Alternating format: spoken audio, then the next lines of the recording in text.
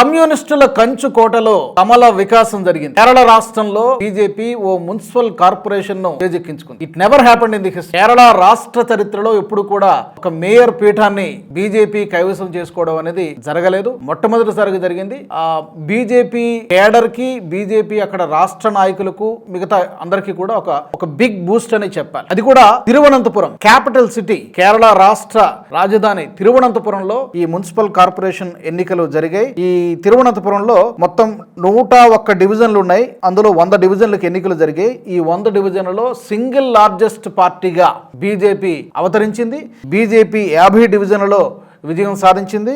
LDF 29 డివిజన్లలో విజయం సాధించింది. యూడీఎఫ్, కాంగ్రెస్ లెడ్ యూడీఎఫ్ 19 డివిజన్లలో విజయం సాధించింది. అండ్ ఇక్కడ ఫార్మర్ డీజీపీ అయినటువంటి ఆర్ శ్రీలేఖ, ఆమె బీజేపీ అభ్యర్థిగా పోటీ చేసి ఆమె కూడా విజయం సాధించారు. అయితే ఇది లెఫ్ట్ పార్టీలకు కానీ, సిపిఎం, సిపిఐ పార్టీలకు, అక్కడ ఉన్నటువంటి ఎల్డీఎఫ్, యూడీఎఫ్ పార్టీలకు, కాంగ్రెస్ పార్టీకి డైజెస్ట్ చేసుకోలేకపోతున్నారు. ఇది ఎలా సాధ్యమైంది అని అర్థం కాకుండా ఉంది. తలలు పట్టుకుంటూ ఉన్నారు. ఎందుకంటే కేరళ చాలా వరకు అక్కడ ఉన్నటువంటి జనాభా, ఓటర్లు, క్రిస్టియన్ పాపులేషన్ ఎక్కువ ఉంటుంది. రెండోది ముస్లిం పాపులేషన్ ఎక్కువ ఉంటుంది. హిందూ డామినేటెడ్ ఏరియాస్ అనేవి చాలా కొన్ని లిమిటెడ్ ఏరియాస్ మాత్రమే ఉన్నాయి. అలాంటి పరిస్థితులు ఉన్నటువంటి కేరళ రాష్ట్రంలో బీజేపీ, అందులోనూ క్యాపిటల్ సిటీలో ఒక మేయర్ పీఠాన్ని మున్సిపల్ కార్పొరేషన్లో విజయం సాధించడం అనేది బీజేపీకి ఒక గొప్ప విజయం అనే చెబుతూ ఉన్నారు ఈవెన్ విశ్లేషకులు కూడా. అయితే ఇప్పుడు ఈ టైమింగ్ మనం చూడాలి.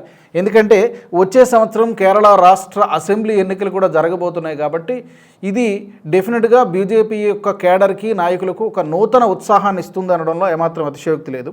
And Congress party MP Shashi Tharoor కూడా బీజేపీని అభినందించారు విజయం సాధించారు. ఎందుకంటే హిస్టారికల్ విక్టరీ ఇది, గతంలో ఎప్పుడు జరగలేదు కాబట్టి historical victory. Congress MP Shashi Tharoor కూడా బీజేపీని కంగ్రాచులేట్ చేశారు. అయితే న్యాచురల్గానే శశి థరూర్ బీజేపీని పొగడ్డం అనేది కాంగ్రెస్ పార్టీ అధిష్టానానికి, అక్కడ ఉన్నటువంటి రాష్ట్ర నాయకులకి ఎలాగూ రుచించదు. బట్ ఎనీహౌ, మరి మీరేమనుకుంటున్నారు? ఈ యొక్క విజయం బీజేపీకి ఎలాంటి దారిని చూపిస్తుంది?